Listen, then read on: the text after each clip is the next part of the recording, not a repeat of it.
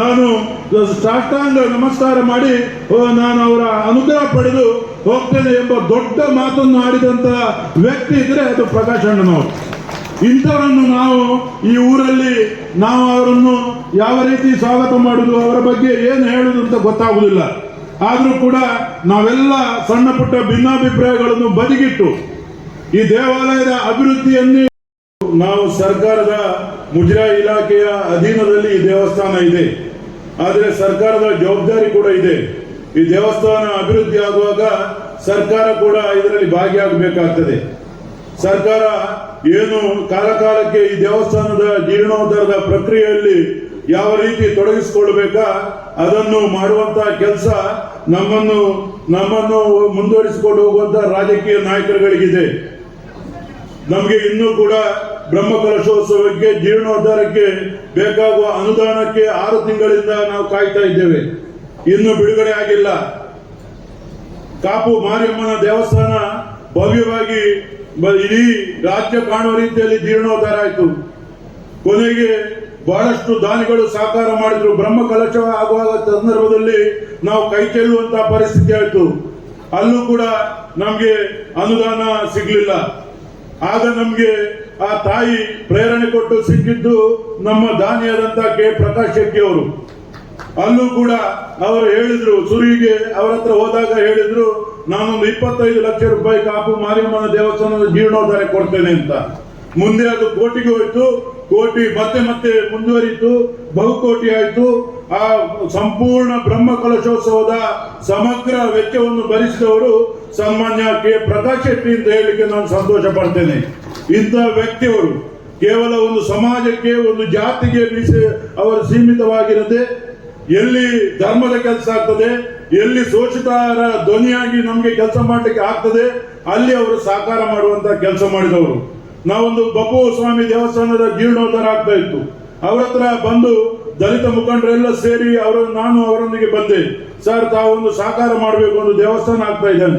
ತಕ್ಷಣ 10 ಲಕ್ಷ ರೂಪಾಯಿ ನೀಡಿ ಇನ್ನೇನು ಆಗ್ಬೇಕು ಅಂತ ಕೇಳಿದ ವ್ಯಕ್ತಿ ಪ್ರಕಾಶ್ ಶೆಟ್ಟಿ ಅವರು. ಒಬ್ಬ ಬಿಲ್ಲವ ನಮ್ಮ ಭಾಗದಲ್ಲಿ ಕ್ಯಾನ್ಸರ್ ಇಂದ ಬಳಲ್ತಾ ಇದ್ರು. ಅವರು ಬಹಳ ಶೋಷಿತರು, ಬಹಳ ಸಂಕಷ್ಟದಲ್ಲಿದ್ರು. ಆಗ ಪ್ರಕಾಶಣ್ಣನ ಹತ್ರ ಕೇಳಿದಾಗ ಅದರ ಸಂಪೂರ್ಣ ಕ್ಯಾನ್ಸರಿನ ವೆಚ್ಚವನ್ನು ಭರಿಸಿದವರು ಸನ್ಮಾನ್ಯ ಪ್ರಕಾಶ್ ಶೆಟ್ಟಿ ಅವರು. ನಾವು ಗುಡಿಯ ಒಳಗೆ ದೇವರನ್ನು ಕಾಣ್ತೇವೆ, ಆದ್ರೆ ಗುಡಿಯ ಹೊರಗೆ ಇಂಥ ದಾನಶೂರ ಕರ್ಣರಂತ ವ್ಯಕ್ತಿತ್ವವನ್ನು ನಾವು ಕಾಣ್ತೇವೆ. ಅವರನ್ನು ಗೌರವಿಸುವುದನ್ನು ನಾವು ಕಲಿಬೇಕಾಗ್ತದೆ. ನಾವು ದೇವಸ್ಥಾನವನ್ನು ಹೇಗೆ ನಿರ್ಮಾಣ ಮಾಡ್ತೇವೆ, ಯಾವ ರೀತಿ ಮಾಡ್ತೇವೆ ಎಂಬುದು ಎಷ್ಟು ಮುಖ್ಯವ, ಆದ್ರೆ ಅದರ ಹಿಂದೆ ಪ್ರೇರಣಾ ಶಕ್ತಿಯಾಗಿ ಕೆಲಸ ಮಾಡಿ ನಮ್ಗೆಲ್ಲ ಹುರಿದುಂಬಿಸಿ. ಈಗ ನಾನು ಹೊರೆಕಾಣಿಕೆ ಜವಾಬ್ದಾರಿಯನ್ನು ನಮ್ಗೆ ಕೊಟ್ಟಿದ್ದಾರೆ. ನಮ್ಗೆ ಏನು ಅವರು ಜವಾಬ್ದಾರಿಯನ್ನು ಕೊಟ್ಟಿದ್ದಾರೆ, ಅದನ್ನು ಪ್ರಾಮಾಣಿಕತೆಯಿಂದ ದೇವರ ಪಾದಕ್ಕೆ ಸಮರ್ಪಣೆ ಮಾಡುವುದು ನಮ್ಮ ಜವಾಬ್ದಾರಿ. ಯಾಕಂತ ಹೇಳಿದ್ರೆ, ಒಂದು ಕಡೆ ದೇವರ ಅನುಗ್ರಹ ನಮಗೆ ಬೇಕು, ಇನ್ನೊಂದು ಕಡೆ ಪ್ರಕಾಶನ ಋಣ ನಮ್ಮ ತಲೆ ಮೇಲಿದೆ. ಇದನ್ನು ತೀರಿಸುವಂತ ಕೆಲಸ ಕೂಡ ಆಗ್ಬೇಕು. ಆದ್ರಿಂದ ನಾವೆಲ್ಲ ಸುದ್ದಿ ಮುಟ್ಟಿಸುವಂತ ಕೆಲಸವನ್ನು ಮಾಡ್ತಾ ಇದ್ದೇವೆ. ಈ ಒಂದು ಅದ್ಭುತವಾದಂತ ಗಫೂರ್ ಅವರು ಈಗ ಹೇಳಿದ್ರು, ಅದ್ಭುತವಾದಂತ ಈ ಪಡುಬಿದ್ರಿ ಬಹಳ ಸಂಭ್ರಮದಲ್ಲಿರುವಂತ, ಯಾರು ಊಹಿಸಲಾಗದ ರೀತಿಯಲ್ಲಿ 11 ತಿಂಗಳಲ್ಲಿ ಎಲ್ಲ ಶಿಲಾಮಯ, ಮರದ ಕೆತ್ತನೆಯಲ್ಲಿ ವಿಭಿನ್ನ ಶೈಲಿಯಲ್ಲಿ ಮರದ ಕೆತ್ತನೆ, ಯಾವುದು ಬಾಕಿ ಇರದ ರೀತಿಯಲ್ಲಿ ಒಂದು ದ್ವಾರ ಆಗಲಿ ಅಥವಾ ಯಾವುದೇ ಇಲ್ಲಿಯ ನಮ್ಮ ಯಾಗಶಾಲೆ ಆಗಲಿ, ಅದು 2ನೇ ಹಂತದ ಕೆಲಸ ಎಲ್ಲವನ್ನೂ ಮಾಡಿದ್ದಾರೆ.